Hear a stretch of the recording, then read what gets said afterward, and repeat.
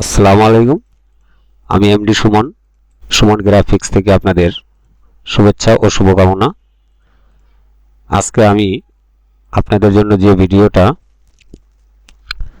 উপস্থাপন করতে যাচ্ছি সেটা হলো ইলাস্ট্রেটর সিসি 2020 ভার্সনের রোটেট এবং রিলেটেড টুলের কাজ। তো চলুন ভিডিওটি শুরু করা যাক। আর সেই জন্য সর্বপ্রথমে যেটি করতে হবে, ইলাস্ট্রেটর সিসি সফটওয়্যারটি ওপেন করে নিতে হবে। আমি সফটওয়্যারটি ওপেন করে নিচ্ছি, একটা নিউ পেজ নিয়ে নিচ্ছি। A4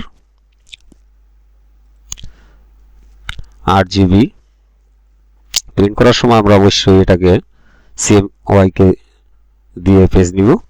create. তো এই টুলগুলির কাজ আপনাদের আমি আগে দেখিয়েছি।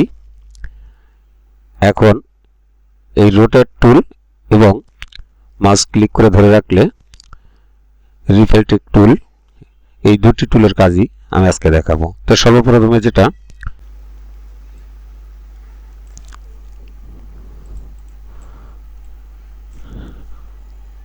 এটাকে আমি সমানভাবে নাইফ দিয়ে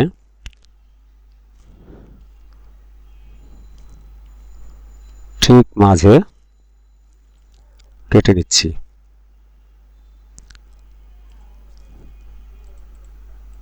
একটা অংশ পাশেই রেখে দিই। মনে করেন আপনাকে এই লাভটা তৈরি করতে হবে পাত করে। তো এখন আপনি এটাকে ভিক্টর যখন জেপিজি থেকে পাত করে নেবেন তখন আপনি পুরোটা পাত করতে সময় বেশি লাগবে।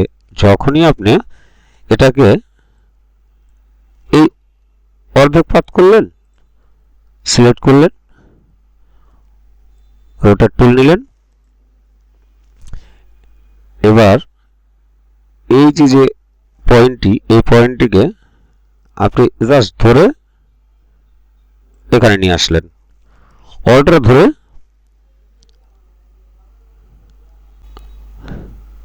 ছেড়ে দিলেন।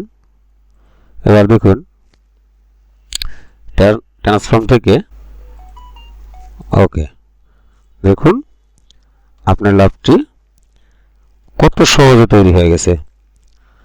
তো এভাবে আমরা খুব অল্প সময়ে এই কাজগুলি করতে পারি। আর